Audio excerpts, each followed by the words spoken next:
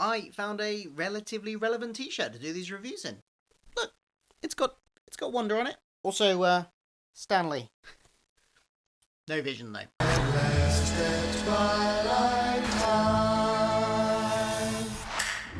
Hi, I'm Phil. Welcome to my channel where I talk about all the geeky pop culture that I like to consume and talk about.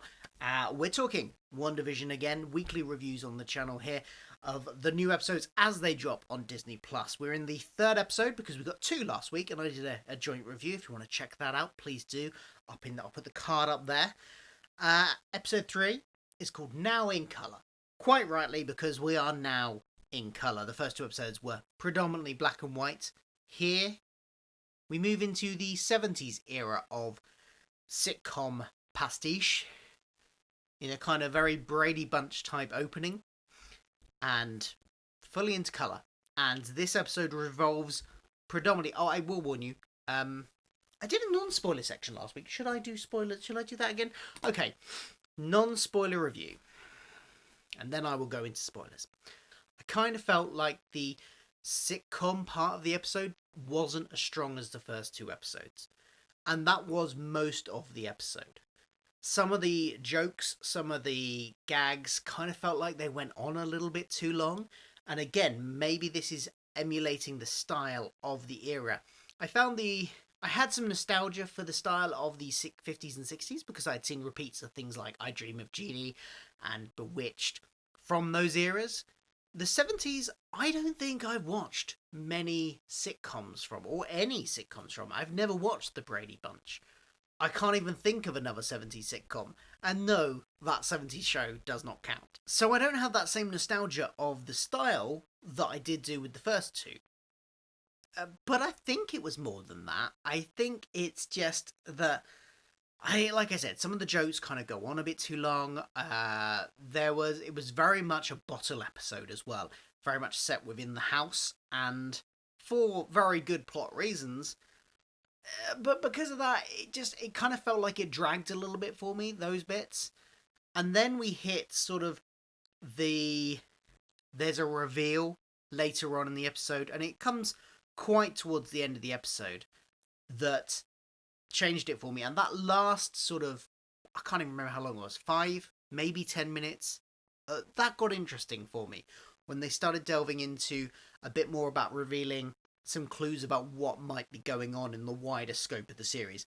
That got interesting for me there. But the sitcom element here didn't work as strongly as it did in the first two for me. So with that said, let's talk more specifics. There will be spoilers going forward, so if you have not seen the episode, maybe go away, come back once you've seen it. This episode revolves around the cliffhanger we got at the end of the last episode, where as well as the world turning into colour around them, we also discover that Wanda is pregnant. And they have got a doctor in to find out she's about 12 weeks pregnant, despite the fact that she wasn't pregnant a few hours ago. This is a solid, big pregnancy. There are probably episodes of things like I Dream of Jeannie and such where, magical powers go awry because of, biological things happening, like pregnancy. And this fits in within that trope. And throughout the episode, throughout the pregnancy that lasts less than a day, she goes through the whole 9 months of pregnancy in less than a day. There are various things where her powers start going a little bit fritzy because of what's happening. And it's all very amusing in part. I like some of it. The bits with the butterflies where we first see it, where she puts up a mobile and the butterflies on the mobile turn real. And every time she gets a Braxton Hicks or an actual contraction, more craziness stuff happens. It affects the neighbours. And it's, all mildly amusing. But some of it went on too long. And I'm in particular the stalk joke. Somehow she manifests in, one of these crazy things that happens is she manifests an actual stalk, as if the stalk was bringing the baby in her house. And at the same time, she's got her friend that has come in to borrow a bucket. That's it, a bucket, because of the craziness that had previously happened with setting off fire extinguishers and sprinklers and stuff like that. And yeah, there's this joke where she's trying to keep the stalk hidden from her friend. The stalk's wandering around behind the sofa that her friend is sat on. She discovers it was, tries to disguise it with smoke and tries to distract her friend. And it was funny for the first couple of minutes, and I got the joke and mildly amusing, but it just went on too long. It kind of felt like they needed to pad the runtime a bit because it was too short, and therefore they were just trying to fill time. It didn't seem to serve any purpose beyond the initial joke. It's like, yeah, we've got the joke, now move on. And like I said at the start, maybe that's one of the pastiches of the 70s sitcoms. I don't know because I'm not familiar with the 70s sitcoms. Maybe that's something that's well known about 70s sitcoms, that the jokes went on too long. It's possible. But in this context, having not have that familiarity didn't really work for me. So the sitcom stuff, I think, was, as I said, weaker than the previous episodes. What I liked in this episode, though, was the stuff that starts to bleed through the sitcom pastiche. The clues, the little breaks in the world that is going on, and we see that in various guises, from the neighbor who is cutting his hedge and has gone through a wall with his hedge cutters, and Vision notices that and finds it slightly strange. And you get a few moments in this where Vision is starting to question what's going on around him. And anytime he brings that up with Wanda, there's one moment where he brings it up and she just sort of does what she did at the end of the last episode, where she just sort of reverses time effectively and does the scene over again, and it goes differently. So clearly, I think this episode, from what we find out in it, is clearly indicating that Wanda is in control of what's going on here, and she is firmly, effectively holding everyone else captive. That's what I'm getting from the clues that we're getting so far, that she is holding everyone else captive in this like bubble world, in this town that she's commandeered, taken over, and made into her own imaginary perfect life. And that's really interesting stuff. The psychological...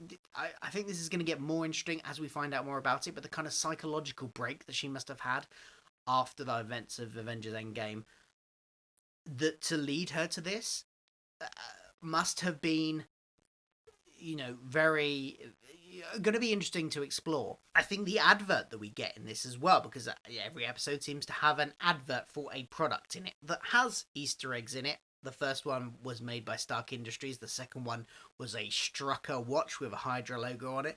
This one is Hydra Soak, the bath. Now, the repeated mention of Hydra, Strucker last time, and the Hydra logo, Hydra this time, I don't know if that's going to play into it anymore. Are Hydra going to be involved in this, or is this, something that is just a nice little Easter egg? But what I think is important about this advert and how it ties into the themes that are probably going to be explored in the series is the tagline.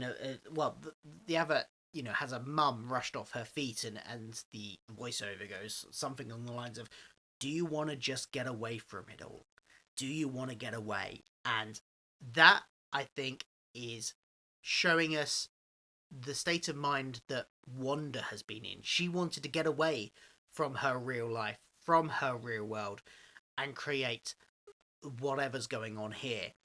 So I think that's an important clue. Then we get the friend character, who I've forgotten the name she's going by at the moment in this, but spoilers here for future episodes as well, because it has been revealed on IMDb that she's playing Monica Rambeau, who is the grown-up. She's the grown-up version of a character we saw in Captain Marvel as a child. She was shown as a child there. She's grown up. She and has now seemingly joined S.W.O.R.D, the new organisation that we've had hints of in the past. She's wearing a necklace with the S.W.O.R.D logo on, so it makes sense that she's part of that organisation. She has somehow gotten into this bubble. What we find out here is that she's it has affected her memory. She's not sure who she is, but her real self kind of bleeds through slightly when when Wanda mentions that she used to have a brother called Pietro, for a brief moment, the sort of veil drops, and she was like, "He got," and Monica, I'm going to call her Monica because I can't remember the name she's going by. She says, "Oh, he got killed by Ultron, didn't he?" And that freaks Wanda out. She starts asking who she is. Monica goes, I don't know," and then, uh, and then one we find out at the end the Wanda has basically ejected her from this world, lending sort of credence to the theory that Wanda is in control of this world. She has created it. It goes by her rules, and she ejects Monica out, who ends up laying on the grass with loads of like army type vehicles coming around to support her, and it looks like this town of Westview has been concealed in a bubble. So it definitely looks like Wanda, my prevailing theory so far is that Wanda has sealed off this town in some kind of bubble that people are finding it hard to penetrate from outside, although people obviously have, including Monica, and probably the guy in the B type costume from end of last episode before she reversed time and got rid of him. And yeah, so Shield are trying to break in, trying to get in, trying to find out what's going on here. And all this stuff is very interesting for the overall sort of story of it and the mystery of what is going on. I found all that stuff very interesting, and how it ties probably into themes of sort of mental health in terms of what's going on with Wanda has the potential to be interesting as well, and they're certainly dropping hints of that. Talking of being captive, I'm wondering how aware the rest of the town residents are, because there's a moment with the neighbor and the other neighbor, the I think it's Herb, and I can't remember the other woman's name, but they're chatting over the hedge, and one of the moments where Vision starts to think something is odd is when he sees them talking and he questions them, and Herb almost says that they're being held captive, but his friend stops him, and you know they revert to their cheery sitcom personalities.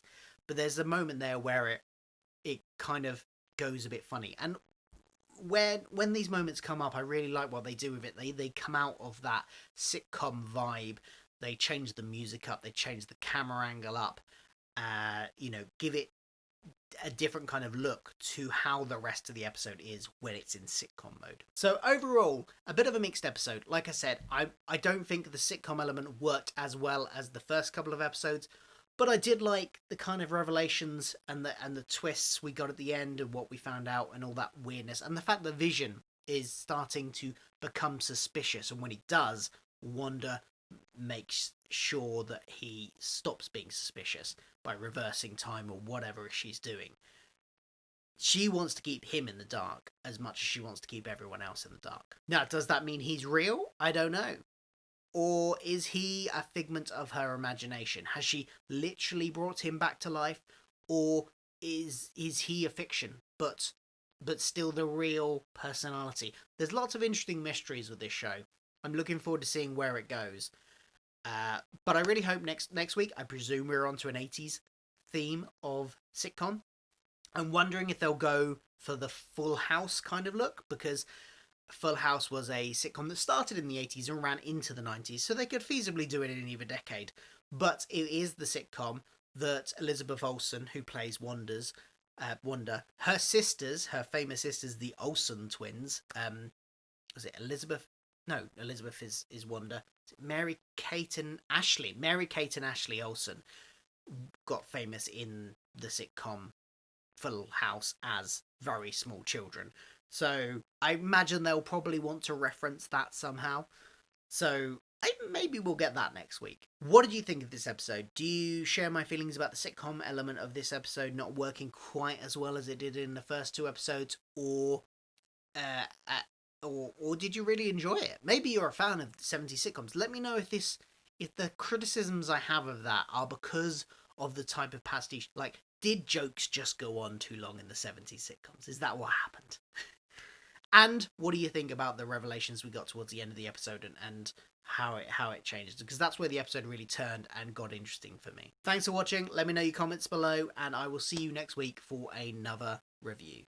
See you then.